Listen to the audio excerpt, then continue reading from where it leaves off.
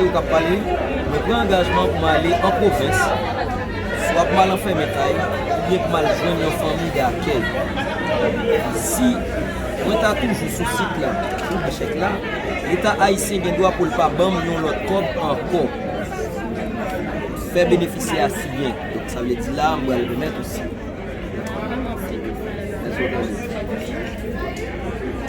Donc on fait signature. Donc moi c'est Joseph, docteur. Moi identifié dans le numéro 9 qui c'est 002 463. C'est ça avec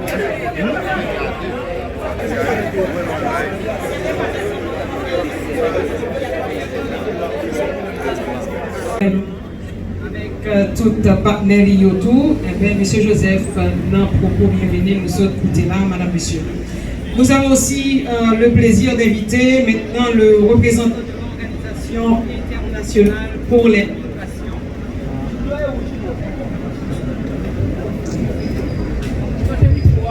migrations.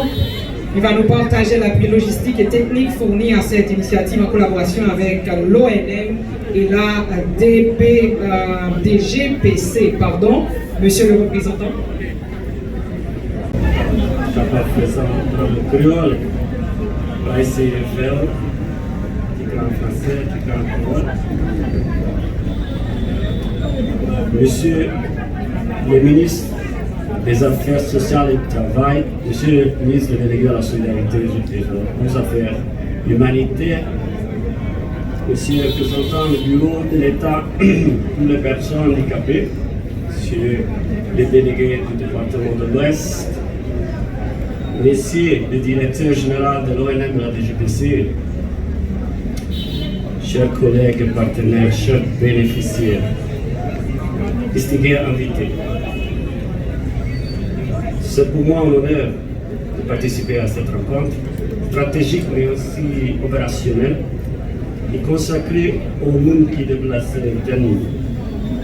Je tiens tout d'abord à reconnaître les efforts énormes des autorités pour cette initiative importante qui vise à apporter des réponses concrètes à une situation de déplacement qui est douloureuse et extrêmement complexe. Alors, nous saluons la volonté du gouvernement à s'engager résolument dans cette recherche de solutions durables. Parce que vous connaissez l'OIM là en Haïti depuis 1996, ça fait 30 ans prochaine année, et reste extrêmement engagé aux côtés du peuple haïtien et des institutions nationales dans un contexte de crise aiguë, notamment dans la zone métropolitaine de Port-au-Prince. Nos équipes travaillent chaque jour dans des conditions difficiles, aussi pour améliorer les vies de milliers de personnes contraintes de fuir leur foyer. Tant qu'il y en a site, mais tant qu'il y a une famille d'accueil tout. Depuis 2023, l'OIM a accompagné avec le support aussi de l'autorité nationale la relocalisation volontaire de 30 000 personnes, 30 000 personnes déplacées à l'intérieur de la capitale, soit qui avec subvention à loyer, soit qui avec aide pour transport pour aller dans la convention. Et il s'agit d'un travail patient mené en étroite collaboration avec les autorités locales, surtout l'ONM à la protection civile et les communautés hautes elles-mêmes pour identifier des solutions dignes, durables, sûres, qui est adaptée à chaque situation. Mais notre action ne s'arrête pas là.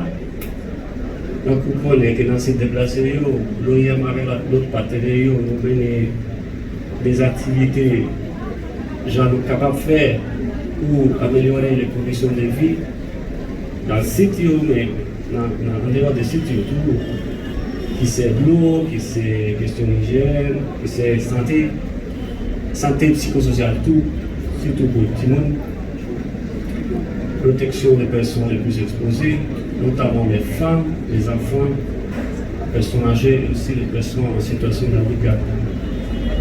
Alors, l'équipe OIM avec partenaires, avec support des GPC, tout, nous visitons régulièrement la première 40 sites. Vous connaissez que dans la zone métropolitaine, nous avons environ 120 sites. Il y a un pile de monde. Et la capacité est toujours un peu en difficulté. Et nous appuyons également les structures de coordination de ces sites, donc ce que nous appelons les gestions des camps, gestion des sites, et les mécanismes pour les retours volontaires ou bien les transports volontaires en province. Alors nous sommes conscients que le chemin vers des solutions durables ne se peut pas faire sans investissement dans la stabilisation autour, dans la cohésion sociale, dans l'accès à la documentation, l'accès à services de base. Nous savons aussi que tout cela ne peut pas être compris qu'à travers un partenariat plus solide entre l'État et les communautés et les acteurs internationaux. C'est pour cela qu'à travers cette rencontre, l'OIM réitère son engagement à continuer à soutenir le gouvernement haïtien, le peuple là, dans les démarches pour une réponse intégrée, humaine, à l'écoute des besoins exprimés par les personnes déplacées elles-mêmes. En fait, en dépit des défis sécuritaires rencontrés et logistiques tout, nous restons engagés à soutenir les efforts humanitaires de stabilisation. L'OIM est au service du peuple haïtien et du gouvernement haïtien. Il reste à côté de l'État pour relever ensemble ces défis qui sont des défis majeurs. Merci en pile et pour votre amable attention.